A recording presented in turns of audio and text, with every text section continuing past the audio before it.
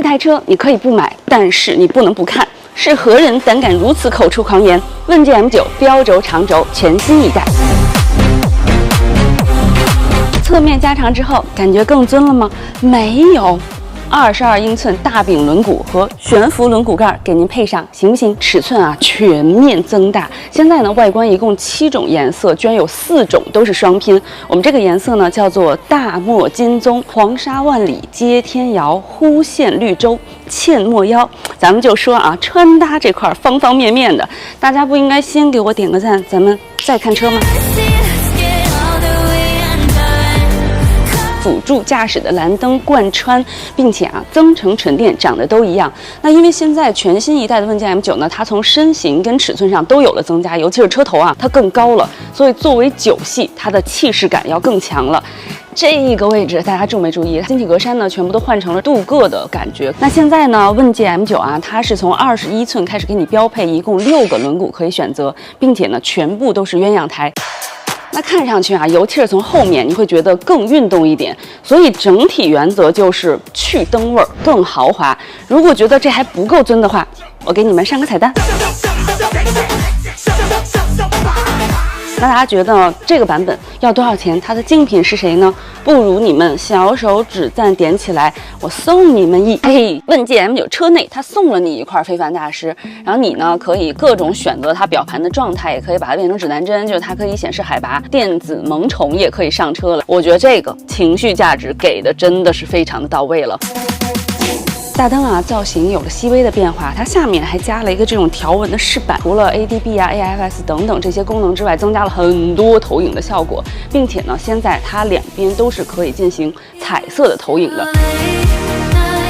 还有很重要的一点的升级啊，就是这台车现在全车一共40个感知元件，6颗激光雷达，是不是很夸张？那首先呢，除了我们前视、远视的这个896线激光雷达之外，我们车内也布置了一颗激光雷达去辅助它。同时呢，我们前向增加了一颗固态激光雷达，侧向2颗，后向1颗依然保持，所以全车一共6个激光雷达，并且在这个位置，噔噔噔噔噔，加了一个高位的摄像头，它呢其实主要是一方面是探测一些高位的障碍物，比如说杆子或是什么之类的，大家能想象到的啊，或者就是像那种从辅路直接插队进来的那些车，因为我们是高位了，所以看得更加的清楚，也是去帮助我们更好的泊车和更好的实现辅助驾驶的。这个门把手呢，你看它里面有悠悠的光，因为它现在啊是一个投影门把手，就看上去情绪价值给的更足了。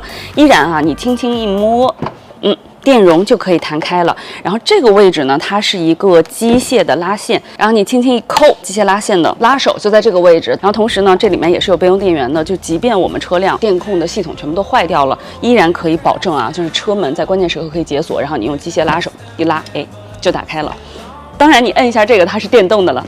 来吧，上车吧，老板。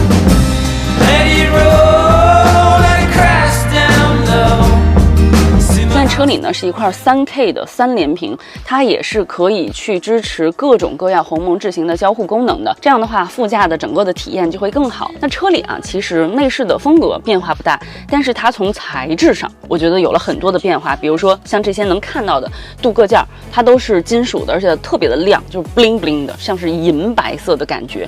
水晶呢这一块整体的都是一个水晶的面板，旋钮也是水晶的。然后我们的座椅这些按键啊，它是金属的，但如果是非凡大师版本的话，基本上你能看到所有的按键全部都是水晶的。同时呢，我们这个木纹饰板，我个人觉得它也是有升级的，就看上去更加的高级。然后这边你看没，内后视镜的下面拔开之后，它是有一个螺孔的位置，我们平时可以在这架一个相机啊之类的，然后如果不架，你就把它合上。主副驾两侧依然保留了这个电动的私人的储物格，而且是密码的，2个人都是可以有隐私的。这边正常的储物空间，这儿呢手机充电面板的位置中间加了一个隔断，这个隔断是可以直接给它推下去的。这样的话，你可以充你的折叠手机，这专门为华为设计的。如果你不充你的折叠手机，你还是跟副驾好好分开，2个人各有各的空间。发现一个细节啊，这个遮阳板的扣它都是银色镀铬的。总之，现在这台车它有很多的这种精致的细节上的提升，你要不注意的话，可能发现不了。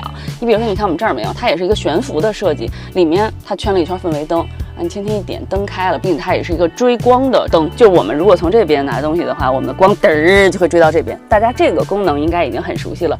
就这次加了很多追光的效果，我们这边后面都是可以的。而且呢，这个它现在是一双层的。就是你可以两边全给它挡上，并且啊，这台车现在新加了一个主动的侧翼，这个大家都熟悉了。就是我开启了这个功能之后呢，我一过弯，它可以拖我一把，并且它也是可以有这个调节范围的。这个就得试驾的时候感受一下了。这边小旋钮不用多说了，这台车呢也依然除了像拓展的螺口之外，加了很多的磁吸点位，还有一个特别好玩的功能啊，就是大家都知道现在有的车是给你弄一个地暖，对吧？那咱们怎么能惯着呢？咱们现在全新的 M9 整了一什么？整了一个壁炉。怎么说呢？就是在我们膝部的位置，它给你添加了石墨烯的材质，然后它呢是跟我们的座椅的加热联合开启的。你一旦开启座椅加热之后，它就开始热辐射了，然后让我们的膝部呢保持一个暖暖的状态。主驾、副驾都有。这个可以说是老寒腿狂喜，宝贝们。但是呢，老寒腿啊也不用着急抢座，因为后排也为老寒腿安排上了福利。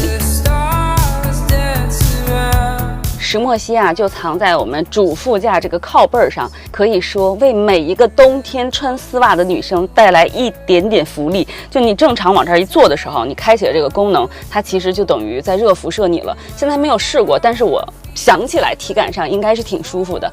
那整体 M9 长轴之后，老板们不得感受一下这大5座空间吗？那依然是5座和6座两个版本啊，但我们现在这台车呢是一个5座尊享4座版本。怎么理解？就是我们这个中央扶手放倒之后啊，后面藏了一个木纹装饰下的储物柜，所以说它其实是一个更偏向于4座的版本。就是如果你没有5座需求的话，这个版本就会比较好。我们现在这台车呢是3把零重力座椅，那同时啊，像我们现在的车窗当然是一键可以调光，并且也是可以分级调的了。新东西是在我们去调节车窗的时候，我们车辆的后面的那个挡风玻璃也会随着我们的车窗去变暗调节，这样的话整体的隐私性啊就会更好。它也是支持一键隐私的，你一键之后，这边，大家懂吧 ？M9 那一大套啊，全部都会下来。我们正常的物理的遮阳帘依然是为你保留了，这边的冰箱，这边的控制屏幕，这儿。你的杯托，整体这边是没有这个小桌板的，它是一个2个手机无线充电的位置和一个小的储物盒，然后这边依然给你保留了一个可以弹出的控制屏幕。同时这块屏幕啊放在这儿，放在这儿都是可以的，它只有一块屏幕，2个位置供你选择。那当然咱们在后排是放在这里更合适了，你就轻轻往上一放，然后随便一点它。它就下去了。但你看这个版本，因为它后面是一个木质的格子嘛，所以它这个啊，它是没有办法完全给它放下去的，它就有点立着的感觉。但是你正常要是偶尔坐个人，我觉得还是可以的。但只能说坐在中间位置的这个人呢，实在啊，就这个地位是有点微低了。所以正经大家如果要是经常有5座需求的话，肯定还是要选一个大5座的版本。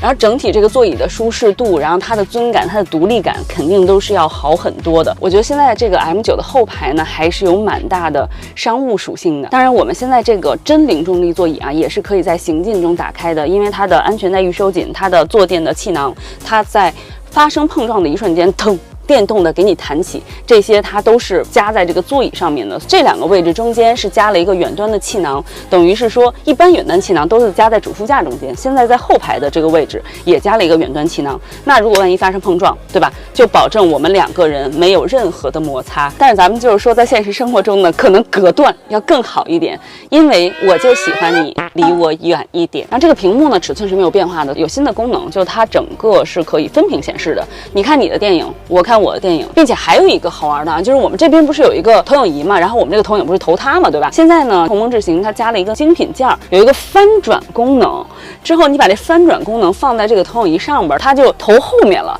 然后我们的后备箱呢，你可以挂一幕布，你可以坐在车的后面去看电影，它是一个360度观影的状态。你的车灯可以去把电影放在外面，你在车内可以把电影放在这里，你在车外可以把电影放在那里。你就说吧，只要你看电影，在哪儿都可以。但如果是我的话，我只会在车里。你说这舒服的零重力座椅一坐，你穿着丝袜石墨烯还酷酷给你加热，这车里不待，这得跟车外喂蚊子。是不是有点大？可能咱们就是说。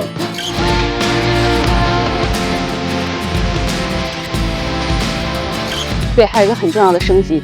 现在呢，咱们刚才说了半天电影音响多么的重要，然后家电音响它用的是非凡大师39个扬声器，2920瓦的功率。那咱们现在此刻是不是应该点击一首蔡琴的《渡口》专用测试音响曲目来感受一下？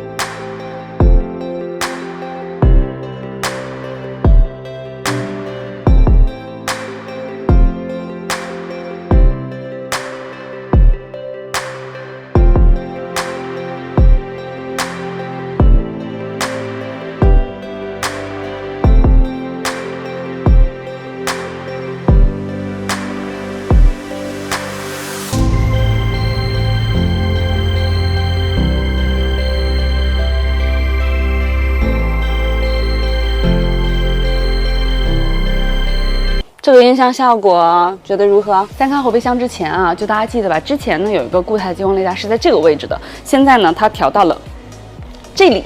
这样的话，就是说它本来后视的激光雷达为的其实就是去看低矮的障碍物和一些负角度的楼梯等等，去帮助我们辅助泊车呀、辅助驾驶啊，增加安全性。那它再往下低了之后，其实它去看负角度的障碍物要更好。但是我觉得可能是说，万一咱要是撞了的话呢，修车成本可能会略高那么一点点。后备箱啊，它现在里面加了2个往上的可拓展的螺孔，所以呢你是可以加一个这个衣服架子的，当然你也可以加其他的东西啊。这样的话呢，你这个纵深也是可以挂衣服的。这边有一个板儿，对吧？等于你这是一层挂点东西，这是一层放点东西，这是一层装点东西，再打开下一层再放点东西。所以后备箱的灵活度我觉得还是挺高的。然后这边空悬的按键高低的给你调好了，然后你的电源接口等等啊都在这个位置。另外就是这儿看没，锵锵锵锵，给你准备了2个2公斤的挂钩，这是挂刚才咱们说车内你不是可以装一个反转的投影吗？你这儿呢可以挂一幕布，之后你反转投影投在这儿，你坐在遥远的那里去看这个电影，怎么样？这些后备箱的拓展呢，其实加起来就会让这台车的用的这个生活场景要更多一点。现在呢，不管是增程还是纯电，都统一换成了大电池。增程版本呢，用上了75度的电池 ，CLTC 工况续航里程差不多能做到420公里左右。那纯电版本呢，120度电池上车，750公里左右的续航。那这台车啊，依然是全铝的底盘，双腔的空悬，加上了正负8度的后轮转向。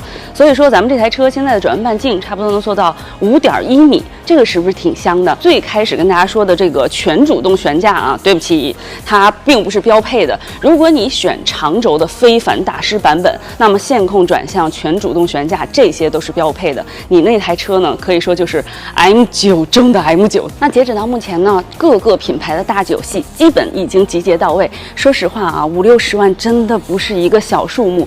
你们说咱们国产车怎么就发展的这么快呢？尤其是在豪华车领域，可以说是从基本拉垮到全面碾压，短短几年时间而已。那最后一个问题啊，当排量不再是王道，新的 M9 可以凭科技称皇吗？